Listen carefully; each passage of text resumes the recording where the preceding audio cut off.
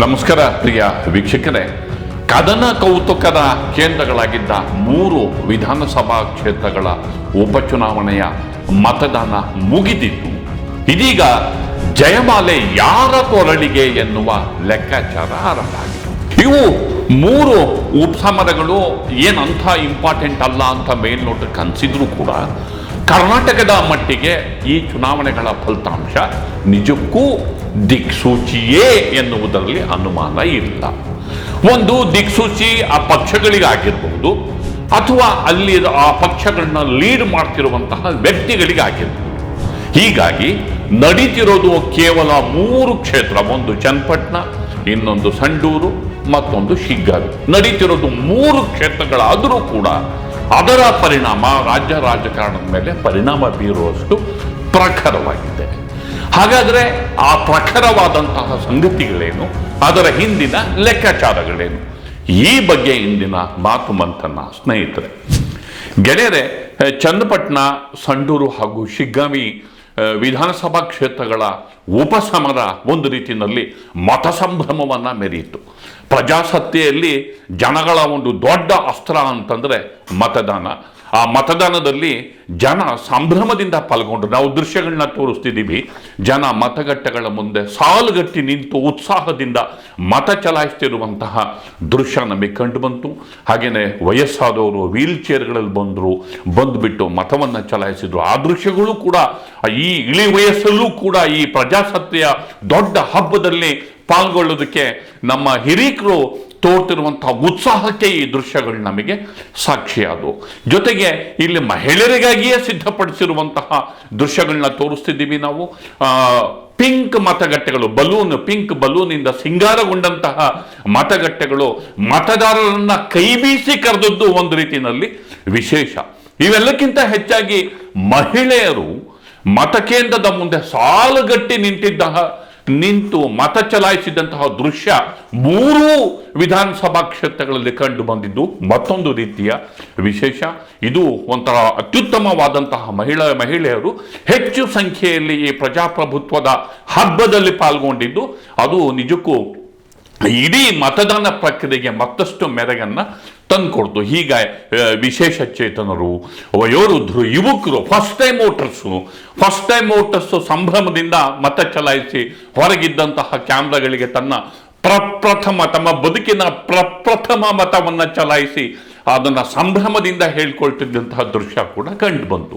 ಇದು beauty of democracy ಅಂತ ನಾವೇನು ಬಣ್ಣಿಸ್ತೀವಿ, ಅದು ಈ 3 ಮತಕೇಂದ್ರಗಳಲ್ಲಿ ಭರ್ಜರಿ ಮತದಾನದ ಮೂಲಕ ಚನ್ನಪಟ್ಟಣದಲ್ಲಂತೂ ಸರಿಸುಮಾರು ಒಂದು 75% ಕ್ರಾಸ್ ಮಾಡುವ ಎಲ್ಲ ಸೂಚನೆಗಳು ನಮಗೆ ಕಾಣ್ತಾ ಇವೆ. ಹಾಗೆಯೇ ಸಂಡೂರು ಮತ್ತು ಶಿಗ್ಗಾವಿನಲ್ಲೂ ಕೂಡ ಒಳ್ಳೆಯ ಬಿರುಸಿನ ಮತದಾನ ನಮಗೆ ಕಂಡು ಬಂತು.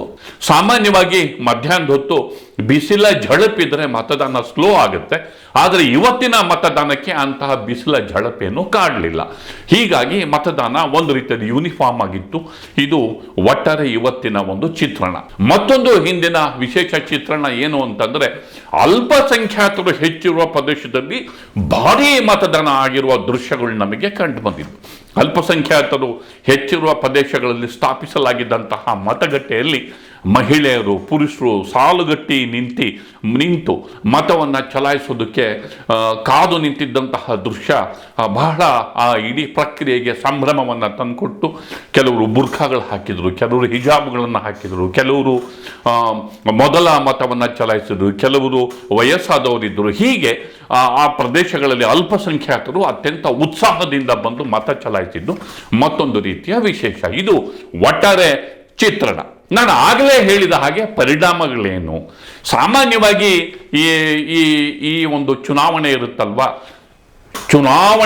ಮಹಾಚುನಾವಣೆಗೆ 6-7 ತಿಂಗಳು ವರ್ಷದ ಮೊದಲು ಏನಾದರೂ ಉಪಚುನಾವಣೆ ನಡೆಯುವಂತಹ ಪರಿಸ್ಥಿತಿ ಬಂದರೆ ಆಗ ನಡೆಯುವಂತಹ ಮತದಾನ ಮತ್ತು ಅದರ ಫಲಿತಾಂಶ ನೆಕ್ಸ್ಟ್ ಜನರಲ್ ಎಲೆಕ್ಷನ್ನಿಗೆ ದಿಕ್ಸೂಚಿ ಅಂತ ಕರಿಬೋದೇನೋ. ಯಾಕೆ ಅಂತಂದರೆ ಅಲ್ಲಿಯವರೆಗೆ ಆ ಸರ್ಕಾರಗಳ ರೂಲಿಂಗ್ ಬಗ್ಗೆ ಜನರಿಗೆ ಒಂದು ಒಪಿನಿಯನ್ ಬಂದಿರುತ್ತೆ.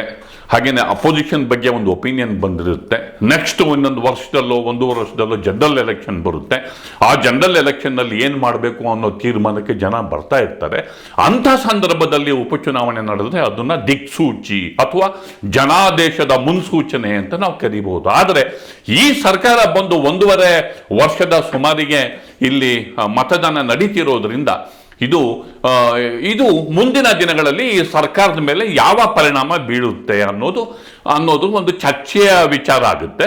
ಜೊತೆಗೆ ಎರಡನೇದು, ಬಿಜೆಪಿ ಮತ್ತು JDS ಮೈತ್ರಿ ಆದ ಬಳಿಕ ನಡೀತಿರುವಂತಹ ಮೊದಲನೆಯ ವಿಧಾನಸಭೆ ಚುನಾವಣೆ ಆದ್ದರಿಂದ ಆ ಮೈತ್ರಿಯ ಸಾಧಕ ಬಾಧಕ ಸಂಗತಿಗಳ ಮೇಲೆ ಈ ಚುನಾವಣೆ ಯಾವ ಪರಿಣಾಮ ಬೀರುತ್ತೆ, ಇದು ಒಂದು ಜನರಲ್ ಆದಂತಹ ಚರ್ಚೆ. ನಾನು ವಿಶ್ಲೇಷಣೆ ಮಾಡಿದ ಮಟ್ಟಿಗೆ ಪಕ್ಷಗಳಿಗಿಂತ ಹೆಚ್ಚಾಗಿ ಈ ಚುನಾವಣೆಯ ಫಲಿತಾಂಶ ವ್ಯಕ್ತಿಗಳ ಮೇಲೆ ಏನು ಪರಿಣಾಮ ಬೀರುತ್ತೆ ಅದು ನನ್ನ ಉದ್ದೇಶ. ಅಂದರೆ ಈಗ ಚನ್ನಪಟ್ಟಣ ವಿಧಾನಸಭಾ ಚುನಾವಣೆ, ಅಲ್ಲಿ ಪರಿಣಾಮಗಳೇನು, ಸಂಡೂರು, ಶಿಗ್ಗಾಂವಿ ಇವೆಲ್ಲ ಸೇರಿಕೊಂಡು ಯಾವ್ಯಾವ ಪಕ್ಷಗಳ ನಾಯಕರ ಮೇಲೆ, ಸಾರಥಿಗಳ ಮೇಲೆ, ಪಕ್ಷವನ್ನು ಮುನ್ನಡೆಸುವ ನಾಯಕರ ಮೇಲೆ ಏನು ಪರಿಣಾಮ ಬೀರಬಹುದು. ಈಗ ಮೊದಲಿಗೆ ಸಿದ್ದರಾಮಯ್ಯನವರ ಸರ್ಕಾರ 136 ಸಂಖ್ಯೆಯ ಭಾರೀ ಬಹುಮತವನ್ನು ಹೊಂದಿರೋದ್ರಿಂದ ಸರ್ಕಾರದ ಅಸ್ತಿತ್ವದ ಮೇಲೆ ಇದರ ಫಲಿತಾಂಶ ಏನೇನೂ ಇಲ್ಲ. ಆದರೆ ಸಿದ್ದರಾಮಯ್ಯನವರ ಮೇಲೆ ಈಗ ಮೂಡ ಪ್ರಕರಣ, ಈಗ ವಾಲ್ಮೀಕಿ ಪ್ರಕರಣ ಮತ್ತು ಎಲ್ಲ ಹಂತದಲ್ಲೂ ಪ್ರತಿಪಕ್ಷಗಳು ಪ್ರಧಾನಿ ನರೇಂದ್ರ ಮೋದಿಯವರು ಸಿದ್ದರಾಮಯ್ಯನವ್ರ ಮೈ ಮೇಲೆ ಬಿದ್ದಿರುವಂತಹ ಈ ಸಂದರ್ಭದಲ್ಲಿ ಒಂದು ವೇಳೆ ಫಲಿತಾಂಶದಲ್ಲಿ ಕಾಂಗ್ರೆಸ್ಸು ಎಲ್ಲೋ ಒಂದು ಸ್ಥಾನ ಗೆಲ್ಲೋದು ಅಥವಾ ಇರುವಂಥದ್ದು ಒಂದು ವೇಳೆ ಅಂಥ ಪರಿಸ್ಥಿತಿ ಬಂದರೆ ಇಲ್ಲಿ ಅವರ ನಾಯಕತ್ವದ ಮೇಲೆ ಏನು ಪರಿಣಾಮ ಬೀರುತ್ತೆ, ಅಥವಾ 3 ಅಥವಾ 3ರಲ್ಲಿ 2 ಕಾಂಗ್ರೆಸ್ ಗೆದ್ದರೆ ಅವರ ಮೇಲೆ ಏನು ಪರಿಣಾಮ ಬೀರುತ್ತೆ, ಇಂತಹ ಒಂದು ಸಾಧಕ ಬಾಧಕ ಸಂಗತಿಗಳ ಬಗ್ಗೆ ಚರ್ಚೆ ಸಹಜ. ಸಿದ್ದರಾಮಯ್ಯನವರು ಹಿಂದುಳಿದ ಸಮುದಾಯಗಳ ಒಬ್ಬ ಬಲಿಷ್ಠ ನಾಯಕರು, ಜನಪ್ರಿಯ ನಾಯಕರು, ಇಡೀ ಪಕ್ಷವನ್ನು ಮುನ್ನಡೆಸುವಷ್ಟು ಶಕ್ತಿಶಾಲಿಯಾದಂತಹ ನಾಯಕರು. ಆದರೆ ಬದಲಾದ ರಾಜಕೀಯ ಪರಿಸ್ಥಿತಿಯಲ್ಲಿ ಅವರು ಪಕ್ಷದ ಒಳಗಿನ ಕೆಲವು ಭಿನ್ನಮತ, ಹಾಗೆಯೇ ಪಕ್ಷದ ಹೊರಗೆ ಪ್ರತಿಪಕ್ಷಗಳ ಪ್ರತಿರೋಧ, ಇವು ಡೆಫಿನೆಟ್ಲಿ ಈ ಚುನಾವಣೆಯ ಫಲಿತಾಂಶ ಡೆಫಿನೆಟ್ಲಿ ಅವರ ನಾಯಕತ್ವದ ಮೇಲೆ, ವರ್ಚಸ್ಸಿನ ಮೇಲೆ ಪರಿಣಾಮ ಬೀರುತ್ತೆ. ಕಾಂಗ್ರೆಸ್ಸು 3 ಸ್ಥಾನದಲ್ಲಿ ಅಟ್ಲೀಸ್ಟ್ 2 ಸ್ಥಾನಗಳನ್ನಾದರೂ ಗೆದ್ಕೊಂಡ್ರೆ ಸಿದ್ದರಾಮಯ್ಯನವರ ವರ್ಚಸ್ಸು, ಒಬ್ಬ ಮುಖ್ಯಮಂತ್ರಿಯಾಗಿ ಆ ವರ್ಚಸ್ಸು ವೃದ್ಧಿಯಾಗುತ್ತೆ ಅಥವಾ ವರ್ಚಸ್ಸು ಉಳಿಸ್ಕೊತಾರೆ. ಜೊತೆಗೆ ಹೈಕಮಾಂಡ್ ಮಟ್ಟದಲ್ಲಿ ಅವರ ಪ್ರಭಾವ ಇಲ್ಲ, ಅವರು ಇನ್ನೂ ಪ್ರಭಾವಶಾಲಿಗಳು ಇದ್ದಾರೆ ಅನ್ನುವಂಥ ಸಂದೇಶ ರವಾನೆ ಆಗುತ್ತೆ. ಅವರು ಇನ್ನೂ ಪ್ರಬಲರಾಗಿದ್ದಾರೆ, ರಾಜ್ಯ ರಾಜಕಾರಣದಲ್ಲಿ ಒಬ್ಬ ಪ್ರಬಲ ನಾಯಕರಾಗಿದ್ದಾರೆ ಅನ್ನೋದನ್ನೂ ಕೂಡ ಈ ಫಲಿತಾಂಶ ರಿಜಿಸ್ಟರ್ ಆಗುತ್ತೆ. ಹೀಗಾಗಿ ಡೆಫಿನೆಟ್ಲಿ ಸಿದ್ದರಾಮಯ್ಯನವರ ನಾಯಕತ್ವದ ಮೇಲೆ, ವ್ಯಕ್ತಿಗತವಾಗಿ ಅವರ ವರ್ಚಸ್ಸಿನ ಮೇಲೆ ಪರಿಣಾಮ ಬೀರುತ್ತೆ. ಒಂದು ವೇಳೆ ಕಾಂಗ್ರೆಸ್ ಹೇಳಿಕೊಳ್ಳುವ ರೀತಿಯಲ್ಲಿ ತನ್ನ ಗೆಲುವನ್ನು ಇಲ್ಲಿ ಸಾಬೀತು ಮಾಡದೆ ಹೋದರೆ ಡೆಫಿನೆಟ್ಲಿ ಸಿದ್ದರಾಮಯ್ಯನವರಿಗೆ ಇದು ಮುಂದೆ ಏನಾದರೂ ಪೊಲಿಟಿಕಲ್ ಡೆವಲಪ್ಮೆಂಟ್ ಆದಂತಹ ಸಂದರ್ಭದಲ್ಲಿ ಹಿನ್ನಡೆ ಉಂಟಾಗುತ್ತೆ, ಅದರಲ್ಲಿ ಅನುಮಾನ ಬೇಡ. ಇನ್ನು ಕುಮಾರಸ್ವಾಮಿಯವರು 3ನೇ ಬಾರಿಗೆ ತಮ್ಮ ಪುತ್ರನನ್ನು 3ನೇ ಎಲೆಕ್ಷನ್ನಿಗೆ ಅವರು ನಿಲ್ಲಿಸಿದ್ದಾರೆ. ಕಳೆದ ಬಾರಿ ಲೋಕಸಭಾ ಚುನಾವಣೆಯಲ್ಲಿ ಮಂಡ್ಯದಲ್ಲಿ ಅವರ ಮಗ ನಿಂತಾಗ ಖುದ್ದು ಕುಮಾರಸ್ವಾಮಿಯವರು ಚೀಫ್ ಮಿನಿಸ್ಟರ್ ಆಗಿದ್ದರು, ಮಗನನ್ನು ಗೆಲ್ಲಿಸ್ಕೊಳ್ಳೋಕ್ಕಾಗಲಿಲ್ಲ. ಈಗ ಮಗ ಚನ್ನಪಟ್ಟಣ ವಿಧಾನಸಭಾ ಕ್ಷೇತ್ರದಲ್ಲಿ ಕುಮಾರಸ್ವಾಮಿ ಅವರಿಂದ ತೆರವಾದ ಸ್ಥಾನಕ್ಕೆ, ಹೊಸ ಸ್ಥಾನ ಅಲ್ಲ, ಕುಮಾರಸ್ವಾಮಿ ಅವರಿಂದ ತೆರವಾದ ಸ್ಥಾನಕ್ಕೆ ಅಲ್ಲಿ ನಿಂತಿದ್ದಾರೆ. ಕುಮಾರಸ್ವಾಮಿ ಸೆಂಟ್ರಲ್ ಮಿನಿಸ್ಟರ್ ಆಗಿದ್ದಾರೆ, ಜೊತೆಗೆ ಬಿಜೆಪಿಯ ಸಪೋರ್ಟ್ ಇದೆ. ಹೀಗಾಗಿ ಪುತ್ರನನ್ನ ಗೆಲ್ಲಿಸಲೇಬೇಕಾಗಿದೆ. ಜೊತೆಗೆ ಬಿಜೆಪಿ ಮತ್ತು JDS ಮೈತ್ರಿಯ ಬಳಿಕ ಅಲ್ಲಿ ಮೈತ್ರಿಯ ಕ್ಯಾಂಡಿಡೇಟ್ ಆಗಿ ಅವರ ಮಗ ಫೀಲ್ಡ್ ಆಗ್ತಿರೋದ್ರಿಂದ ಈ ಮೈತ್ರಿಯ ಪರಿಣಾಮ ಏನಾಗುತ್ತೆ ಓಲ್ಡ್ ಮೈಸೂರಲ್ಲಿ ಅನ್ನೋದು ಇಲ್ಲಿ ದಿಕ್ಸೂಚಿ ಆಗುತ್ತೆ.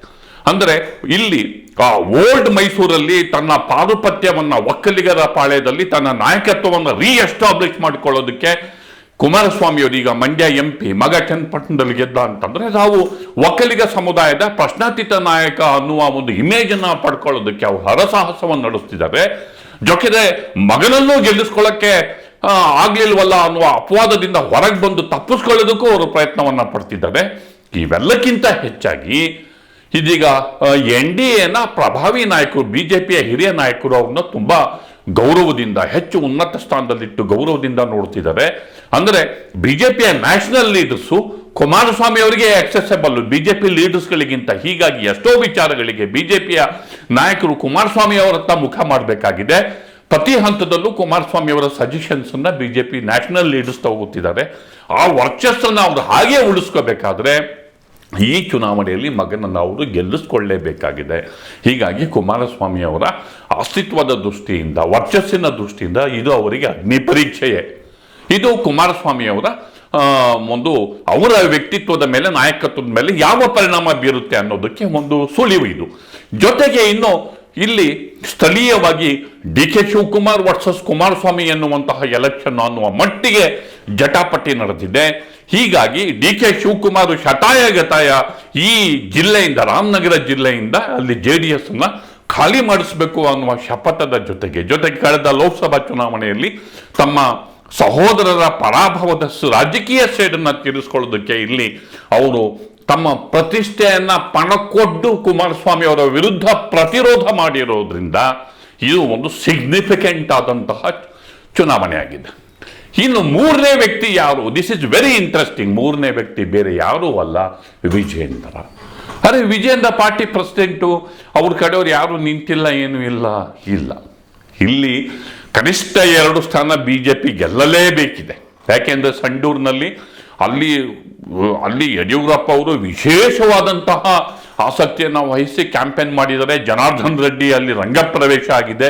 ಬಳ್ಳಾರಿಯಲ್ಲಿ ಪ್ರವೇಶಕ್ಕೆ ಅನುಮತಿ ಸಿಕ್ಕ ಬಳಿಕ ತಮ್ಮ ಶಿಷ್ಯನನ್ನು ಅಖಾಡಕ್ಕೆ ಧುಮುಕಿಸಿ ಅವರು ಯಡಿಯೂರಪ್ಪ ಅವರ ಜೊತೆ ಸೇರಿ ವಾಲ್ಮೀಕಿ ಸಮುದಾಯ ಮತ್ತು ಲಿಂಗಾಯತ ಸಮುದಾಯದ ಒಂದು ಕಾಂಬಿನೇಷನ್ ವರ್ಕೌಟ್ ಮಾಡಿ BJP ಗೆಲ್ಲಿಸೋದಕ್ಕೆ ಸಾಹಸವನ್ನು ನಡೆಸಿದ್ದಾರೆ. ತಾನು ಅಲ್ಲಿ BJP ಗೆದ್ದರೆ ತಾನು ಬಳ್ಳಾರಿಯ ಪ್ರಶ್ನಾತೀತ ನಾಯಕನಾಗಿ ಮತ್ತೊಮ್ಮೆ ಹೊರಹೊಮ್ಮತಾನೇನೋ ಅನ್ನುವಂತಹ ಲೆಕ್ಕಾಚಾರ ಜನಾರ್ದನ್ ರೆಡ್ಡಿ ಅವ್ರದ್ದಿದೆ. ಇಂಥದ್ರಲ್ಲಿ ಇಲ್ಲಿ ವಿಜೇಂದ್ರ ಒಬ್ಬ ಪಕ್ಷದ ಅಧ್ಯಕ್ಷನಾಗಿ ಗಣನೀಯ ಸಂಖ್ಯೆಯಲ್ಲಿ ಬಿಜೆಪಿಯನ್ನು ಗೆಲ್ಲಿಸಲಿಲ್ಲ ಅಂದರೆ, 3ರಲ್ಲಿ ಕನಿಷ್ಠ 2 ಗೆಲ್ಲಿಸಲಿಲ್ಲ ಅಂತಂದ್ರೆ, ಪಕ್ಷದ ಒಳಗಿರುವ ಅವರ ವಿರುದ್ಧ ಕತ್ತಿ ಮಸಿಯುತ್ತಿರುವ ನಾಯಕರು ಅವರ ಪದಚ್ಯುತಿಯ ಯತ್ನವನ್ನ ಇನ್ನಷ್ಟು ದೊಡ್ಡ ಮಟ್ಟದಲ್ಲಿ ಪ್ರಯತ್ನವನ್ನ ಮುಂದುವರಿಸ್ತಾರೆ ಅವರು. ಅದಕ್ಕೆ ನ್ಯಾಷನಲ್ ಲೆವೆಲಲ್ಲಿ ಕೆಲವು ಲೀಡರ್ಗಳ ಬೆಂಬಲ ಕೂಡ ಇಲ್ಲಿರುವ ಭಿನ್ನಮತೀಯರಿಗೆ ಇರೋದ್ರಿಂದ BJPನಲ್ಲಿ ಈ ಚುನಾವಣೆಯ ಫಲಿತಾಂಶ ದೊಡ್ಡ ಆಂತರಿಕ ವಿದ್ಯಮಾನಕ್ಕೆ ಕಾರಣ ಆಗುತ್ತೆ. ಇಲ್ಲಿ ವಿಜೇಂದ್ರ ಅವರ ವಿರುದ್ಧ ಒಂದು ಬಣ ಬೆಳೀಲಿಕ್ಕೆ ಅನುಕೂಲ ಆಗುತ್ತೆ. ಹೀಗಾಗಿ ವಿಜೇಂದ್ರ ಅವರಿಗೆ ಈ ಫಲಿತಾಂಶ ಅಗ್ನಿ ಪರೀಕ್ಷೆಯೇ ಆಗಿದೆ. ಇದು ಒಟ್ಟಾರೆ ಇವತ್ತಿನ ಒಂದು ಮೇಲ್ನೋಟದ ವಿಶ್ಲೇಷಣೆ ಆಗಿದೆ ಸ್ನೇಹಿತರೆ. ಎಲ್ಲದಕ್ಕೂ ಮತಪೆಟ್ಟಿಗೆ ರಹಸ್ಯ ಸ್ಫೋಟಗೊಂಡು ಮತ ಎಣಿಕೆ ದಿನ ಅವತ್ತು ನಿಜವಾದ ಬಣ್ಣ ಎಲ್ಲರಿಗೂ ಬಯಲಾಗುತ್ತೆ. ಮತದಾರರ ಪ್ರಭುವಿನ ಅಭಿಪ್ರಾಯವೇ ಅಂತಿಮ ಆಗುತ್ತೆ ಅನ್ನೋ ಮಾತನ್ನು ಹೇಳ್ತಾ ನನ್ನ ಮಾತನ್ನು ಮುಗಿಸ್ತಿದ್ದೇನೆ. ದಯವಿಟ್ಟು ದಿ ಪೋಸ್ಟ್ ನೋಡಿ, ಲೈಕ್ ಮಾಡಿ, ಶೇರ್ ಮಾಡಿ, ಸಬ್ಸ್ಕ್ರೈಬ್ ಮಾಡೋದಕ್ಕೆ ಮರಿಬೇಡಿ ಗೆಳೆಯರೇ. ನಮಸ್ಕಾರ.